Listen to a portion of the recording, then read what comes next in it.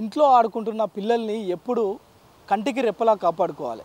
ఇంట్లో ఎక్కడో ఆడుకుంటున్నారు కదా అని వాళ్ళని వదిలేస్తే జరగరాని ప్రమాదాలు చోటు చేసుకుంటే ముఖ్యంగా హైదరాబాద్ లాంటి ప్రాంతాల్లో ఇంట్లోనే బట్టలు ఉతికి లేదంటే ఇంట్లోనే అటాచ్డ్ బాత్రూమ్స్ ఇలాంటి కల్చర్ ఉన్న నేపథ్యంలో తల్లిదండ్రులు బట్టలు ఉతికేందుకు ఏర్పాటు చేసే తొట్లు నీటి తొట్లు ఏవైతే ఉంటాయో వాటిల్లో పడి కూడా ప్రమాదాలు చోటు చేసుకుంటున్న సందర్భాలు తల్లిదండ్రులను కలిసివేస్తున్నాయి. ప్రస్తుతం ఇది కాలాపత్తర్ పోలీస్ స్టేషన్ పరిధిలో ఉన్న ఆదిల్ అబేదా బేగంకి సంబంధించిన దంపతులకు ఏకైక కుమారుడు ఒబేద్ 11 నెలల బాబు ఇంట్లో ఆడుకుంటున్న క్రమంలోనే తన తల్లి ఎవరైతే ఉన్నారో అబేదా బేగం తను బట్టలు ఉతికి జాడించేందుకు ఒక తొట్టిలో నీటి నింపిపెట్టి వంట పనుల్లో నిమగ్నమైంది.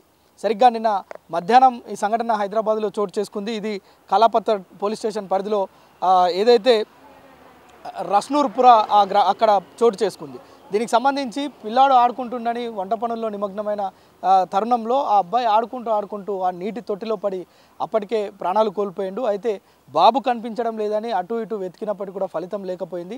ఇంట్లో చూస్తే ఆ తొట్టిలో బాబు నీటిలో తేలి ఉండు. అయితే అప్పటికే కొంత ఇంట్లో చేయాల్సిన చికిత్స చేసి నీలోఫర్ ఆసుపత్రికి తరలించినప్పటికీ కూడా ఫలితం లేదు. దీంతో ఆ కుటుంబంలో ఏకైక పుత్రుని కోల్పోయి ఆ యొక్క అబేదా బేగం కావచ్చు, అదేవిధంగా ఆదిల్ కావచ్చు, ఇద్దరు కూడా కన్నీటి పర్యంతం అవుతున్నారు. దీనిపైన పోలీసులు కేసు నమోదు చేసి దర్యాప్తు చేస్తున్నారు. ఇలాంటి ఘటనలు జరగకుండా తల్లిదండ్రులు అప్రమత్తంగా ఉండాలి. ఇళ్లలో ఉన్న నీటి తొట్లను నింపి ఉంచుకోకూడదు అని అనేక సార్లు చెప్పినప్పటికీ కూడా వెంటనే చేసుకుంటాం కదా అని మనం పనుల్లో నిమగ్నం అవుతాం. కానీ ఒక సెకండ్ పరిధిలోనే ఇలాంటి ఘటనలు చోటు చేసుకుంటే పిల్లలు ఆ తొట్లలో పడమే ఆలస్యం వెంటనే నీళ్లను మింగి అప్పటికప్పుడే ప్రాణాలు కోల్పోయే ప్రమాదాలు మనం నిత్యం చూస్తూనే ఉంటాం. మరొకటి కూడా హైదరాబాద్లో ఇలాంటి జరగడం నిజంగా తల్లిదండ్రులకు కడుపు కోతను మిగిలించిందని చెప్పొచ్చు.